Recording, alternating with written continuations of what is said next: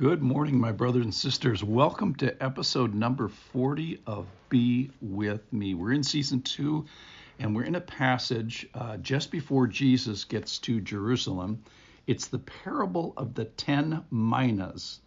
Now, a mina is about 3 months' wages for a laborer, let's say around $15,000 in today's dollars with regards to income. But this is not the parable of the talents. That's a different story in Matthew, and some of the details are different. So let me read at least part of it here. It's kind of long, actually. It's about 15 or so, 16 verses. And here we go. As they heard these things, that is, previous story about Jesus and Zacchaeus and the Son of Man came to seek and save the lost. That's where we're coming off of. As they heard these things, he proceeded to tell them a parable, because he was near to Jerusalem and because they supposed that the kingdom of God was to appear immediately. So we find out the reason for the parable before it even starts, and that is because they're near to Jerusalem and all the things that are going to happen there, and that they supposed that the kingdom was to appear immediately. So the knucklehead disciples here, even though Jesus has told them 3 times that he's foretold his death, in previous chapter, in Luke chapter 18, it talks about him being delivered into the hands and mocked and shamed and spit and flogged and then rise again. So incredible detail about what he told them, but to their credit, that saying was hidden from them. And Thomas, in John chapter 11, we talked about this, where Thomas heroically says, let's go that we may die with him. So they know something's going to happen here in Jerusalem, but they don't know what's going on. Okay. So back to the passage here, the parable of the 10 minas. He said, therefore, a nobleman went into a far country to receive for himself a kingdom and then return. The kingdom he's going to get actually is the land that he's leaving from. Verse 13. And calling 10 of his servants, he gave them 10 minas. So everybody gets 1 mina, apparently. 10 servants, 10 minas. A mina is $15,000. And he said to them, engage in business until I come.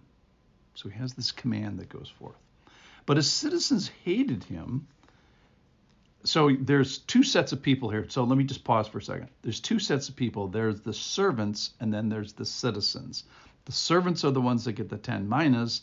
The citizens seems to be a relatively distinct group. So then we hear about them now in verse 14. But his citizens hated him, bad attitude, and sent a delegation after him saying, we do not want this man to reign over us. Which is a horrible thing to say, because we find out as the story goes on that this is a ruler that has the authority to judge, has ownership of stuff, considers $15,000 of not only a little thing to be faithful in, but a very little thing to be faithful in. So he has resources and wealth in ownership. The minas are later described in the story as your minas, your resources, and then he's inheriting a kingdom. And this is what the citizens are rebelling against. And also being so stupid as to form a committee and make a proclamation. Okay. All right. But his citizens hated him and sent a delegation after him saying, we do not want this man to reign over us. So then time goes on apparently. And when he returned, having received the kingdom, so the kingdom that both the citizens and the stewards are in. When he returned, having received the kingdom, he ordered these servants whom he had given the money to be called to him, that he might know what they had gained by doing business. So underlying this whole thing is this expectant eye of return, of gain, of growth. That's a desire of the nobleman, and an expectation put on the stewards by the nobleman. So then it's time to account. Verse 16, the first came before him, saying, Lord, your mina has made 10 minas more, which is incredible growth. And he said to him, well done, good servant, because you have been faithful in a very little, you shall have authority over 10 cities. And the second came, saying, Lord, your mina has made 5 minas. And he said to him, you are to be over 5 cities. So let's stop there for the day. The nobleman rewards these guys who were entrusted with what he calls a very small amount of money, and he's going to entrust them with a city. So he's going to entrust them with trash collection and public service and transportation and taxation and festivals and entertainment and the commerce of the city. So he really expands their authority. All right, so let me conclude here today. Similarly, we're not in the time of a full kingdom. We're in what we call the end times, that is between his first coming of Jesus and the second coming of Jesus.